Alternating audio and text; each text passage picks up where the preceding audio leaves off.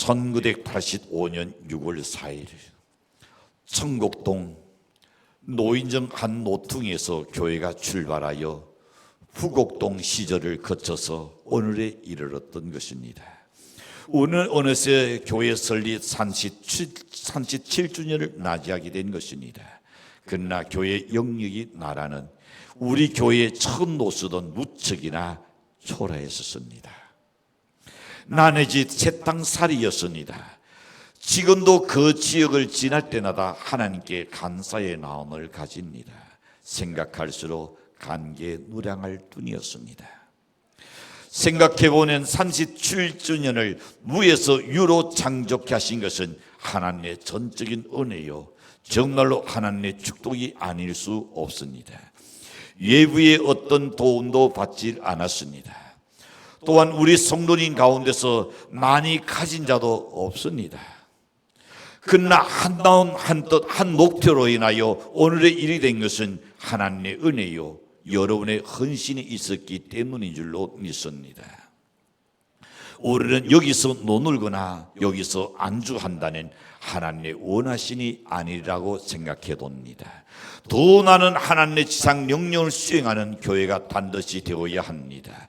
예수님께서 교회를 뭘로 비유하셨는가? 겨자씨로 비유했습니다. 마태복음 13장 32절을 보시는 이 모든 씨보다 작은 것이로되 자란 후에는 큰 나무가 되어서 공중에 새들이 와서 그 자리를 깃들인다고 말했습니다. 욥기 8장 7절을 보시는 내 시작은 미약했으나 내 나중은 시인이 창대하라는 성경 말씀은 우리 교회에 그대로 적용되는 말씀이라고 여겨집니다.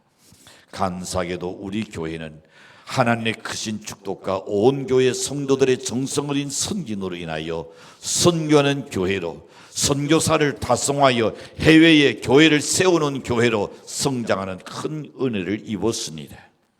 그러나 다른 한편으로는 우리는 3년 후를 생각해 봅니다. 3년 후 교회 설립 40주년을 달아보면서 온 성도가 다짐하고 새롭게 해야 할 중요한 사실 하나가 있다고 생각합니다. 그것은 우리 교회의 사명이 무엇이냐는 것과 우리 교회는 그 사명을 지금껏 잘 감당해 왔는가를 우리는 한번 좀 생각해 둬야 할 줄로 여겨집니다. 만에 하나라도 교회가 교회로서의 사명을 잘 감당하지 못했다는 그것은 참으로 심각하고 중대한 문제가 아닐 수 없기 때문입니다. 우리 교회는 교회 설립 37주년에 전하여 교회가 교회로서의 본래의 사명을 잘 감당하기 위하여 다시 한번 우리 교회가 감당해야 할 사명이 무엇인가를 생각해 보는 것이 유익하라고 여겨집니다. 하나님께서 우리에게 주신 성경 말씀은 최초로 설립되는 교회의 노선을 보여주고 있습니다. 오늘 본문에 보는 사상 첫 교회를 설립한 설립 멤버들의 활동을 지금 소개하고 있습니다. 이들 통하여 첫 교회의 설립 과정을 한번 살펴보면서 첫 번째 생각해 봅니다. 교회의 기초가 무엇이냐는 것을 가르쳐 줍니다. 교회의 기초는 두말할 것 없이 예수 그리스도인 줄로 믿습니다. 하나님께로서 보내신을 받았던 예수님의 선구자 친례 요한은 이렇게 말씀합니다. 예수님을 메시아로 지금 증거하고 있습니다. 요한복음 1장 29절에서 이렇게 말합니다. 이튿날 요한이 예수께 자기에게 나온을 보고 가로되 보라 세상 죄를 지고 하는 하나님의 어린 양이로다. 최초의 선자로는 사무엘이지요. 마지막 선자로는 친례 요한입니다. 최초의 선자 사무엘이 이스라엘 초대 왕인 사울을 소개했다면 마지막 선자 친례 요한은 이스라엘의 영원한 왕이신 예수님을 지금 소개하는 것은 당연한 일입니다. 친례 요한은 말하기를 요한복음 1장 27절에서 나는 참 메시아이신 예수님의 신권을 풀기도 나는 감당치 못한다 그랬습니다. 또 그는 말하기를 요한복음 3장 30절을 보시는 그는 흥하이겠고 나는 쇠하여야 하리라고 말합니다. 이렇게 말한 친례 요한이 예수님께 대하여 증거하기를 요한복음 1장 29절에서 보라 세상 죄를 지고 가는 하나님의 무엇이다? 어린 양이라 그랬습니다. 침례 요한은 놀려오는 많은 사람들에게 그는 이렇게 외쳤습니다. 그는 흥하여 가야 하고 나는 쇠하여야 한다. 내가 영광 받는 그거는 아니다. 주인공은 따로 있다. 그 주인공은 바로 세상 죄를 짊어지고 하는 하나님의 어린 양 저분이시다. 그렇게 아무리 외쳐도 어느 누구 믿지를 않았습니다. 그의 증거는 허공을 치는 것 같았습니다. 이렇다 할 아무런 결과가 없이 많은 사람들은 요한에게 많이 놀려오고 있었습니다. 그러나 침례 요한은 낙심하지 않고 여전히 증거하고 또 증거했습니다. 몇 날 며칠이고 그는 광야에 나가서 외치고 또 외쳤습니다. 많은 사람 중에 그의 말을 듣고 따르는 자는 아무도 없었으나 얼마 후에 침례 요한의 제자들 중에 두 사람이 스승의 말에 귀를 기울이고 그리고 따르기 시작합니다. 37절에 보니 두 제자가 그의 말을 들었다라고 말했습니다. 누구나 침례 요한이 외치는 날을 두 제자가 들었습니다. 침례 요한은 지금 길을 닦으러 오신 분이고 주인공은 바로 저분이구나. 그래서 듣고 쫓는 것은 신앙에 예비된 행동입니다. 그래서 로마서 10장 17절에 보시면 리더는 어디서 난다? 들어내서 난다 그랬습니다. 무엇을 들어야 합니까? 그리스도의 말씀을 들어야 합니다. 여러분이 나는 리더니 안 잘한다, 리더니 없다, 그렇다면 많이 들으시기를 바랍니다. 이번에 꽃을 좀 준비하고 꽃을 하다가 보니 꽃집에 사원에서 우리 목사님 들리게 됐습니다. 결제를 해주고 나니까 하원 꽃집에서 꽃 한 송이를 주셨습니다. 그것은 바로 수국이었습니다. 큰 수국이 아니고 작은 수국이었습니다. 그리고 방두했습니다. 이 수국이란 노는 물을 참 좋아합니다. 물을 떠뜨리는 건당 죽으니까 물을 주고 또 주도 얘는 좋아한다 그래요. 여러분, 그래서 리처 목사님 노주는 내라로 물을 줍니다. 내가 물 마시다가도 아차 꽃이 보이니까 저는 물을 좋아했지 하고 물을 줬더니 꽃이 아주 활짝 나를 보고 웃는 것 같아요. 너무 좋아가지고. 여러분, 오늘 우리도 꽃에 물을 주는 꽃이 점점 잘 성장하고 자라고 우리에게 달건을 주듯이 연애 리더니 성장하려면 말씀을 들어야 합니다. 한 번 듣는 으로 끝나는 것이 아닙니다. 주일 낮에도 듣고 저녁에도 듣고 수요일 저녁에도 듣고 철야예배도 듣고 그것도 부족하는 새벽에 나와서 말씀 듣고 들어야 합니다. 들으면 리더니 잘할 줄로 믿습니다. 로마서 10장 14절 보시면 이렇게 말씀합니다. 자, 듣지 못한 일을 믿을 수가 없다 그랬습니다. 맞습니다. 안 듣고 어찌 우리가 믿겠습니까? 그래서 디모데후서 4장 2절에서는 우리는 때를 얻든지 못 얻든지 열심히 전하라 그랬습니다. 여러분, 여기 침례 요한의 전도를 받고 예수님을 따른 두 제자는 요한과 안드레입니다. 그들은 예수님의 최초의 제자일 뿐만 아니라 예수님께서 설립하신 첫 교회의 설립낸다입니다. 그러고 보니 우리 교회도 설립낸다가 둘인데 오늘 한 사람밖에 안 나왔네요. 같이 시작한 것이라 시작했을 때 처음 오신 분이 바로 우리 박영순 권사님이요.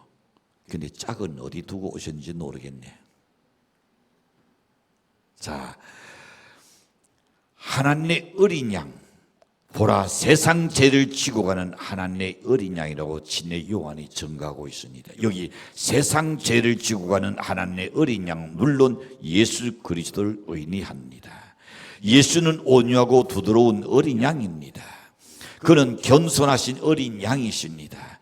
그런 어린아이들이라도 아무 두려움 없이 예수님의 목을 안고 안으면 그 언제든지 닫아주셨던 바로 어린 양이었습니다. 예수는 순수하고 헌없는 하나님의 어린 양입니다. 예수는 온유하고 평화롭고 사랑스러움을 지닌 하나님의 어린 양인 줄로 믿습니다. 그 예수 그리스도는 하나님의 날선을 따르고 순종하는 것이 그의 기쁨으로 여겼던 어린 양이었습니다. 그리스도는 죄 나는 더러운 세상에 살았으나 그는 거룩하고 언제나 깨끗했으며 악의가 없었고 죄가 없는 분이었습니다. 예수 그리스도는 그의 도움이 필요하던 모든 사람에게 자비롭고 인자하신 구세주였다는 것을 믿습니다. 그는 원수에게도 온함을 보여주셨습니다. 그를 찾는 자에게는 부드럽고 사랑이 넘치는 이 안전한 토티성이 되어주셨습니다. 얼마 전이었습니다. 제가 혈압이 있고 콜레스테롤이 있습니다. 혈압약을 넣고 콜레스테롤 약이 녹죠. 고대병원 원장님께서 저에게 주치인데 이렇게 말씀하셨습니다. 목사님, 당뇨 조심하시지요. 다음 단계가 당뇨이기 때문에 당뇨는 큰일 납니다. 당뇨의 시초가 뭐입니까? 많은 사람들, 저는 잘 모르는데 우리 교인들 중에 갑자기 살이 쪽 빠지더라, 체중이 내려가더라 그래요. 그 다음에 갈증을 느껴서 물을 많이 먹게 되더라. 근데 그게 지금 제게 왔어요. 갑자기 키로수가 5, 6, 7, 8, 9, 10, 12, 7kg가 한순간에 탁 따져버려 일주일 사이에요. 갈증은 몇 주 전부터 계속 났어요. 심각하다. 그래서 혈당을 재는 기계를 샀어요. 딱 재니까 151이요. 정상이죠? 당뇨를 고생하신 분들이다. 안 그러면 집안에 있든지 150이거든 인이 당뇨에 접어든 거예요. 큰일 났다. 그래서 어느 날 새벽에 새벽 기도할 때에 하나님한테 엎드렸습니다. 하나님, 지금 모든 것을 보낸 이거는 어쩔 수 없이 당뇨에 접어든 것 같은데 하나님 생각해 보시죠. 저는 목회해야 하는데 교인들이 지레 신당하면 이것도 주고 저것도 주는 나는 이거는 안 놓고 난 저거는 안 놓고 하나님 그럴 수는 없지 않느냐고. 제게 다른 건 몰라도 이거는 하나님 걷어가 주십시오. 이거는 걷어가 달라 그랬습니다. 저 동네 나는 내 남과 같은가 보다. 기도했어요. 그러한 후에 나온이 어떨까요? 어제는 걱정이 사라졌어요. 불안도 사라졌어요. 나온에 평안이 와요. 왜냐하면 그러고 한 주간 동안에 놓고 싶은 거 손 가다가도 이거는 안 되지. 이거는 당뇨가 가장 좋아하는 거니까 안 되지. 좀 더 놓고 싶어도 과하면 안 되지. 이게 막 스트레스 받는 것 같아요. 근데 기도나 지난 이후부터는 마음이 편안해서 이제 오늘 내가 병원에 가봐야겠다. 병원에 가서 검사를 해야 나니 내가 마음 놓고 내가 먹을 수 있지 않겠느냐. 검사를 딱 했어요. 어디 됐을까요? 정상 수치로 떨어져 버렸어요. 할렐루야. 하나님께서는 언제나 자기의 치료를 찾는 자에게, 자기의 도움을 요구하는 자에게 언제든지 자비와 인자하시는 은을 주시는 어린 양 구세주인 줄로 믿습니다. 첫 교회는 바로 요한과 안드레, 그 두 사람을 통하여 설립됐고 그들은 자랑스럽게도 첫 교회의 설립 멤버들이 시작됐습니다. 이들이 믿고 따른 예수 그리스도는 교회의 기초였습니다. 예수는 교회 설립의 기본 요건입니다. 예수 없는 교회는 교회가 아닙니다. 예수는 곧 교회의 설립자이며 교회의 기초입니다. 그래서 그는 말하기를 마태복음 16장 16절에서 18절까지 보시는 내가 이 단석 위에 내 교회를 세운다고 말씀하셨습니다. 어떤 것 위에? 주는 그리스도시요 살아계신 하나님의 아들이라는 신앙 고백 위에 내 교회를 세우겠다고 말한 겁니다. 교회는 세상 죄를 지고 가는 하나님의 어린 양이신 예수 그리스도를 기초로 하여 세워진 하나님의 기관인 줄로 믿습니다. 교회의 기초는 예수 그리스도입니다. 최초의 교회도 이 예수를 기초로 하여 세워졌고 우리 교회도 예수 그리스도의 기초 위에 세워진 줄로 확신합니다. 그뿐만 아니라 예수만 믿는 교회가 되어야 합니다. 예수만 위하는 교회가 되어야 할 줄로 믿습니다. 예수만 높이는 교회가 되기를 축도합니다. 예수만 생각하는 교회가 되기를 축도합니다. 예수 그리스도, 오직 예수 그리스도로 인하여 사는 저와 연대해야 할 줄로 믿습니다. 그래서 사도 바울이 내가 살아도 주를 위하여, 내가 죽어도 주를 위하여 죽나니 사나 죽으나 나는 주의 것이다. 할렐루야. 그 자체로 우리가 살자는 말입니다. 그래서 오직 믿음, 오직 말씀, 오직 기도, 오직 선교, 오직 예수만 사는 교회, 인간이 살면 안 돼요. 여기서 목사가 살아도 안 되고, 여기에 장로나 안수사나 권사가 아니면 지사가 누구든지 인간이 두드러지게 드러나면 신이 주는 파워는 안 돼요. 파워는 어디에? 예수 그리스도. 우리가 목소리를 높이는 것도 예수 그리스도를 위한 것이 되어야 할 줄로 믿습니다. 오직 우리는 예수 그리스도에서 살다가 예수를 위해서 죽는 것, 그게 최고의 영광인 줄로 믿습니다. 그래서 우리 교회의 사명으로서 두 번째 생각해 봅니다. 교회에 힘쓸 일이 무엇이냐는 겁니다. 교회를 위해서 힘써야 할 일이 어떤 것이 있을까? 안드레와 요한은 예수를 따라갔습니다. 그들은 그날따 어떻게 성경에 보니 10시까지 예수와 함께 있었더라 그랬습니다. 생각하건대 예수님께서 계셨던 곳이 어디도 화려한 곳이었을까요? 아니었습니다. 그곳은 아마 어떤 어둠침침한 동굴일 수도 있을 겁니다. 아니면 허물어져가는 오두막집일 수도 있을 것입니다. 그러나 그들 두 제자는 그곳에서 그들의 구주 대신 예수님을 도왔다는 겁니다. 여러분, 그들은 초라한 숙소를 본 것이 아닙니다. 예수 그리스도를 도왔습니다. 오늘 우리가 교회에 와서 사람을 도와서는 안 됩니다. 그들의 노수들 도와서는 안 됩니다. 그들의 어떤 행위나 자꾸 보려 하지 마세요. 어떤 옷을 입었느냐 그것도 별 관심을 두지 마세요. 오직 예수 그리스도만 바라볼 수 있는 연대시를 축도합니다. 예수는 도와야 합니다. 그분이 참 메시아인 것을 그 두 제자들은 도왔습니다. 그래서 그는 이사야 53장 2절을 보시면 마른 땅에서 나온 줄기 같아서 고운 모양도 없었고 퉁체도 없었다. 누가? 예수님을 지금 이야기하고 있습니다. 사람들의 독이 혼돈할 만한 아름다운 것을 아무것도 없었더라 했습니다. 그런데도 불구하고 예수님에 대한 내력을 느낍니다. 그의 메시지에서 그들은 감동을 받습니다. 그의 외침에 그들은 회개하고 자독하는 역사가 일어나기 시작했던 겁니다. 마태복음 8장 20절을 보시면 여우도 굴이 있고 공중에 나는 새도 깃들 곳이 있지 나는 인자는 놀이 둘 곳이 없었더라. 그래서 그는 멸시를 받았습니다. 아무도 그를 귀여긴 자가 없었습니다.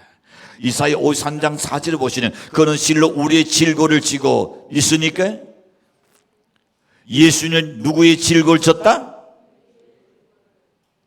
그렇지. 나는 이렇게 생각해요. 예수 그리스도는 나의 질고를 짊어지셨다. 할렐루야. 내 질고를 짊어지셨어요. 내 질고를. 자, 그는 우리의 질고를 지고 그 다음에 우리의 슬픔을 당하였거늘 우리는 생각하기를 그는 징벌을 받아서 하나님에게 나전에 고난을 당한다고 생각했다 그랬습니다. 그러나 요한과 안드레는 그 예수가 참 메시아인 것을 알았습니다. 그래서 그들은 말하기를 41절에서 보니 우리가 메시아를 만났다라고 외칩니다. 이 메시아는 그들이 고대하고 기다리던 자였습니다. 이스라엘의 압박에서 해당시켜줄 메시아, 천년 왕국의 주가 되어주실 메시아, 세상을 다스릴 바로 메시아 그리스도를 만났다는 것을 여기에 안드레가 외치고 있습니다. 요한이 외치고 있습니다. 그들은 우리가 메시아를 만났다고 외쳤습니다. 왜? 이 유대 역사 4,000년의 대달견을 이 두 사람이 한 겁니다. 4,000여 년 동안 메시아를 그들은 고대하고 기다렸던 그것을 달견했단 말입니다. 얼마나 감격했겠어요. 정말로 엄청난 경의의 순간이었습니다. 그들은 이 감격을 억제하지 못하고 자기 형제 누구에게 시몬에게 찾아가서 외쳤습니다. 그걸 전했습니다. 41절에서 그걸 말씀합니다. 그가 먼저 자기의 형제 시몬을 찾아 나라되 우리가 메시아를 만났다 그랬습니다. 여러분이 구원받고 어째서 연내 형제들에게 복음 전할 생각을 안 해요? 메시아를 만났으니까, 아니 아직 못 만났어 연 형제들에게 안 전합니까? 둘 중에 하나요. 만나서는 제일 먼저 내 두노 형제들에게 전한다 그랬습니다. 성경이 그렇게 전했습니다. 왜? 누구보다도 가까운 사람이니까, 멸망가는 안 될 사람이니까. 자, 하나는 여기 논절한 날이 성경에 두 가지로 기록되어 있는데, 하나는 첫째라는 의미입니다. 다른 하나는 이른 아침이라는 말이기도 합니다. 어느 것이 되었든 간에 다 통합입니다. 자, 안들에게 있어서는 우리가 메시아를 만났다는 말보다 더 우선할 것은 아마 없을 줄로 여겨집니다. 우리는 이 사실을 통하여 배워야 할 교훈이 있습니다. 그것은 교회의 우선적인 일이 무엇이냐는 겁니다. 교회에 있어서 우리가 메시아를 만났다는 날보다 앞세워야 할 날은 없는 줄로 여겨집니다. 최초의 교인인 안드레의 언행을 보십시오. 우리에게 좋은 본이 되어주고 있습니다. 오순절 이후였습니다. 자, 오순절날 이후에 그들이 어떻게 했습니까? 제일 먼저 전한 것이 전도였습니다. 오순절 이후에 탄생된 초대교회가 또한 역시 그랬습니다. 전도는 교회 사업의 최우선입니다. 교회가 해야 할 일 중에 최고 우선입니다. 하나님 예수님께서 그걸 우리에게 부탁하셨고 그걸 위해서 그분이 또한 오셨습니다. 그것은 개인 생활에 있어서도 마찬가지입니다. 우리 교회는 시설도 내놓을 만한 것 없습니다. 이보다 더 좋은 시설 얼마든지 있잖아요. 녹사도 잘생긴 그 녹사가 아닙니다. 재산이 대단히 죄송하고 미안합니다. 아랑드론 같았으면 얼마나 좋겠으니까 나는 내 속에 정확하고 확실한 생명 대신 예수 그리스도 나는 여러에게 반드시 전할 수 있다고 믿습니다. 자, 교회 중에도 여러분 내놓으라는 사람 별로 없습니다. 그렇잖아요? 좌우를 다 살펴봐도 그렇게 죄불이다, 쥐옷가다 없잖아요. 그것이 중요한 게 아니에요. 오늘 우리 중에 처음 오신 분이 계신다면, 또한 신앙이 아직도 어린 분이 계신다면 겉모습을 보지 않기를 바랍니다. 사람을 보지 않기를 바랍니다. 건물을 보지 않기를 바랍니다. 여러분에게 예수 그리스도만을 만날 수 있는 연대시를 축도합니다. 우리의 죄를 속량하시고 구원해 주신 예수 그리스도를 만나고 가시기를 축도합니다. 나와 세상은 간 곳 없고 구속하신 주난 도시는 연대시기를 바랍니다. 우리 교회 성도 여러분, 우리가 힘써 일할 것이 뭡니까? 우리의 최우선적인 과제는 뭡니까? 바로 전도입니다. 화려한 이론이 없어도 예수 전도에는 첫 손가락에 꼽히는 우리 교회가 되어봅시다. 건물에서 내놓을 수 없다면, 목사의 인물에서 내놓을 수 없으면 괜찮아요. 그걸 알고 주님께서 부르셨으니까요. 더 중요한 것은 뭡니까? 그 교회 성도들 전도에 가라는 두 번째 가라는 서울만큼 열심히 전도하더라. 할렐루야. 전도해야 합니다. 자, 내일 이야기하지 않고 미리 이야기할게요. 진리교도 장로가 있어요. 없는 게 아닙니다. 평시도의 지도자 중에는 최고의 지도자입니다. 그런데 한 가지 거쳐야 할 관문이 있습니다. 그것이 뭘까요? 주님께서 그렇게 윤하고 그렇게 부탁하고 그렇게 간청했던 전도입니다. 그래서 교회의 규약성에 수석지사 되고 난 후에 안수지사 되고 난 후에 5년 돼 있지만은 5년이 숫자가 문제가 아닙니다. 5년 안에 10명 이상의 전도를 해서 정착을 시켜야 한다. 할렐루야. 아이고, 목사님 꼭 그걸 해야 합니까? 여론을 위해서입니다. 생각해 보세요. 많이 받은 자에게 예수님께서 놓였으니까 많이 요구한다 그랬습니다. 직책이 점점 주어질수록 주님께서 요구한다. 더 많은 것을 요구한다 그랬습니다. 그런데 거기에서 요구하는 것이 뭘까요? 전도입니다. 전도입니다. 적어도 10명, 그렇다니 1년에 2사람씩이라도 전도하자 말입니다. 있으니까 그걸 해야 합니다. 저는 생각해 봅니다. 우리 권사님 중에서도, 저는 우리 지방에서도 그랬었고 그랬습니다. 나는 우리 교회도 필요하다는 여지사님들도 나는 안수사 세운다 그랬어요. 예, 노사님, 목사님 교회에 그러다니 하시죠. 저는 교회가 필요하다는 안수사 세우고 또 달리 또 세우고 다 할 거예요. 그러나 문제는 뭡니까? 연도가 문제가 중요한 게 아니에요. 영혼을 사랑하여 그리스도로 인도해서 정착시킨 그런 제자를 만들어야 할 줄로 믿습니다. 아멘. 그런데 어디 갔어요? 안수사 다들 자님들이 여기 한돈답게 얼굴이 안 보이노. 저 뒤에 갔어요. 내일 아침에는 저는 청사 앞자리에 앉아야 되는데. 자, 여러분, 화련 이련이 없어도 괜찮아요. 동해 제일 친해교회, 와, 전도의 두 번째라는 소리만큼 열심히 전도하는 교회다. 있으니까 이미 한 가지는 소문났어요. 동해 제일 친해교회, 교육을 빡세게 시키는 교회다. 동해뿐 아니라 우리 지방에도, 우리 지당에도 아니라 우리 교단에도 알만한 교회들은 다 알아요. 우리 교단 진흥원에서도 다 알아요. 우리 교회는 교육하는 교회로 알고 있습니다. 여러분, 띵나는 예배랑은 못 되어도 예수 열심히 전하는 교회가 될 수 있도록 노력해 주시기를 주의 축복합니다. 그래야 제일이 되지 않겠습니까? 일어난 제일은 뭐합니까? 그래야 이런 값이라도 하는 제일다운 제일이 될 수 있도록 전도하는 교회가 되시기를 간절히 축복합니다.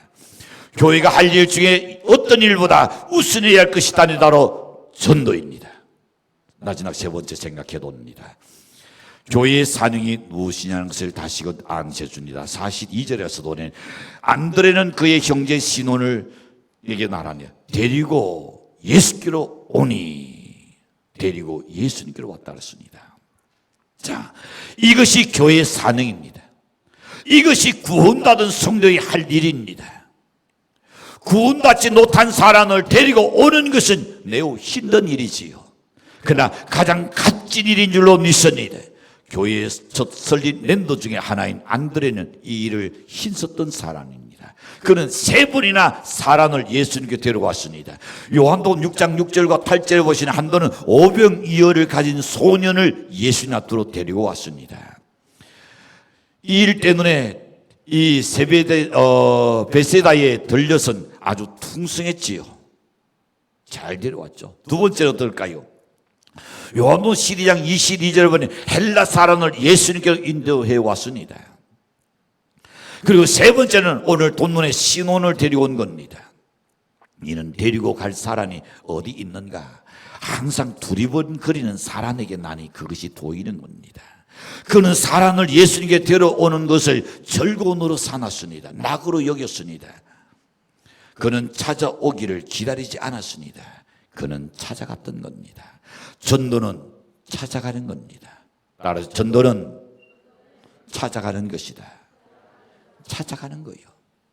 여러분, 예수님께서도 죄인을 찾아 세상에 오셨습니다. 그는 찾아가서 우리가 메시아를 만났다, 그걸 지금 그의 형제 베드로에게 지금 전하고 있습니다. 우리가 구주를 만났다고 그는 전했습니다.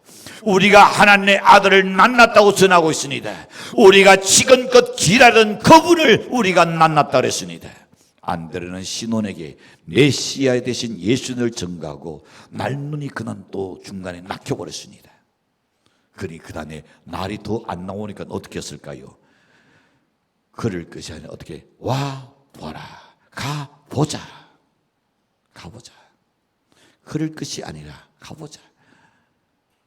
내게 와서 대표 기도하다가 말문이 딱 막히는 예수님으로 기도해서 끝나는 그건 지혜로운 사람이요. 생각이 안 나니 그걸 생각하려고 하다 보니 행선을 수서해버립니다. 앞에 가기 뒤에 가고. 여러분 그럴 필요 없어요. 여기 바로 안드레가 자기가 설령하다가 설령이 도저히 날이 안 나오니까 그럴 것이 아니라 가보자. 얼마나 놓으셨습니까? 그리고 예수님이 데려왔습니다. 여기 데리고 온다는 말은 이 인도에 낸다는 말입니다. 데리고 가다는 말입니다. 이끌고 간다는 뜻입니다. 어느 정도의 강제성이 토한된 의인입니다. 내일도 마찬가지입니다. 여러분이 강제성을 안 띠고는 안 옵니다. 강제성 안 띠고 어떻게 전도가 되겠습니까? 어느 정도의 강제성을 띠어야 합니다. 그래야 한번 가볼까 할 정도일 겁니다. 적극성이 토한된 단어입니다. 열성과 간절성이 토한된 단어입니다. 그는 신혼을 끌다시피 때로는 밀치다시피 해서 데리고 온 겁니다. 그런데 성도 여러분, 이렇게 한 결과가 어떻게 되었습니까? 베드로는 나중에 뭐가 됐다? 수제자가 되었습니다. 예수님께. 그가 외칠 때에 하루에 3,000명, 5,000명이 회개의 역사가 일어났었습니다. 안드레는 베드로만큼은 위대하지는 못했으나 그는 위대한 베드로를 인도했던 사람입니다. 여러분, 이보다 더 보람되고 장한 일이 달리 없으리라고 여겨집니다. 사랑하는 성도 여러분, 우리도 우리 주위에서 베드로 같은 사람을 찾아봅시다. 구하라, 구하는 이나다 얻는다 그랬습니다. 찾는 이가 찾을 것이다 그랬습니다. 두드리는 이에게 열린다 그랬습니다. 힘쓰는 자라 이룰 것입니다. 딴 놀리는 자에게 열매가 있을 것입니다. 창립 37주년을 맞이하여 이 사명, 전도의 사명, 이끌어오는 이 사명을 다하는 연례실 주인으로 간절히 축복합니다. 기도합니다.